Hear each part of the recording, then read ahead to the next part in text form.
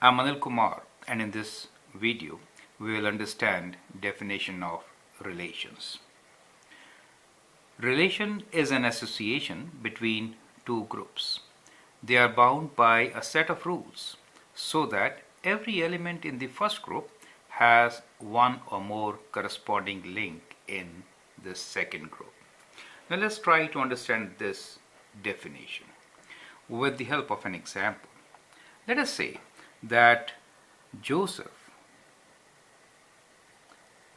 is a brother of Melissa. Now here what we can say that there is a relation between Joseph and Melissa, and the way the relation is, or the way the relation is defined, is actually is brother of. So that defines the relation between Melissa and Joseph. Now when you're talking about relations, in that case we can represent this relation in the form of a mapping diagram. So the diagram which I'm now showing is called a mapping diagram. So I'm just making oval thing here on the left side and also on the right side. We are calling them two groups, right? Now when we say first group and the second group, so the group on the left is my first group and the group on the right is the second group.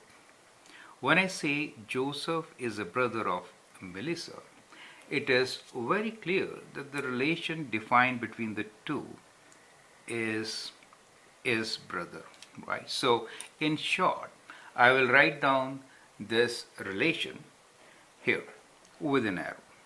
So this arrow links the two with a relation which is a brother of. So I'll write brother here, right?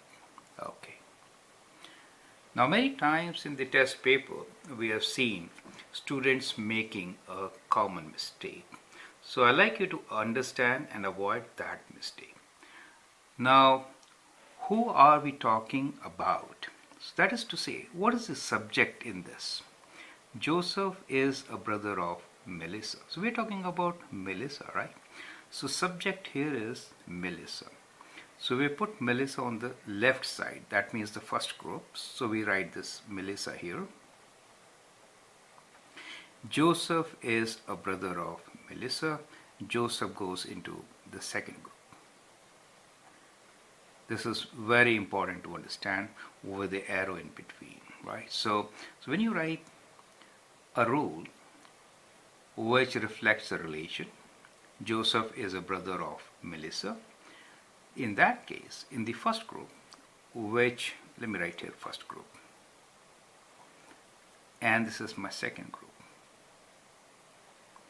Now, significance of the first group is, as you'll see in the later half or the second video, next video, that we call this as the domain and the other one as the range, right? So I'll define these terms later, but anyway, so if we flip these names, in that case we might do a major mistake. So you need to avoid these mistakes, right? So let's get back to the definition. Relation is an association between two groups. So these are my two groups. They are bound by a set of rules so that every element in the first group has one or more corresponding links in the second group. So these are the two groups, and we say Melissa in the first group, Joseph in the second group, and the relation is a brother of. Great.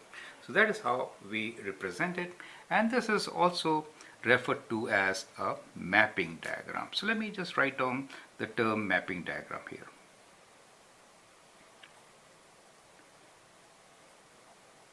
So that is one way we have linked, and we have used simple English to define our relation. At times we could use equations to define relation. For example, I could say y equals to 2 times x, right? In words, I can write this as y is twice x. Now in this particular case, you can say we have again two groups. Group number 1, group number 2. The first group here is X, the subject X, and the output Y, right?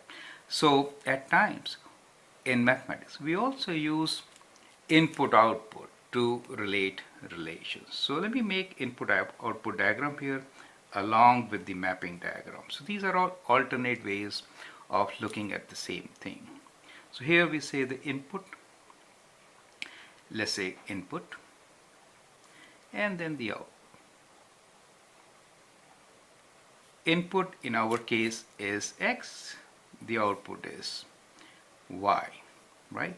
And the relation between them is that Y is equals to twice X. So that is the operation performed. So in such cases, what you can do is you can give X as different values, calculate Y. For example, if X is 1, then Y will be 2. If X is 2, Y will be 4, 2 times, 4. If X is 3, Y will be 2 times 3, 6, right? So likewise, you can fill in different numbers on both the sides and link them with an arrow like this, right? Now these terms here in each group are called the elements.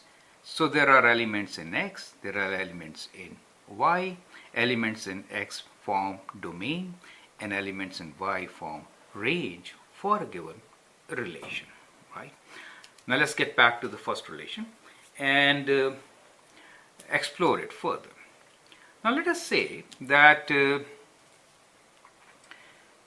Sam is brother of Joseph. In that case, I could write this as, we are saying Sam is brother of Joseph. So now Joseph comes on the first group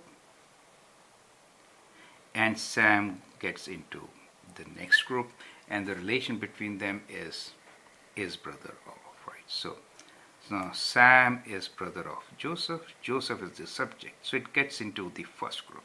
Do you see that? So likewise, we can explore it further and develop our relation in greater details. Now we have more elements. Now as you know, Melissa and Joseph are related. Relation between them is a brother of.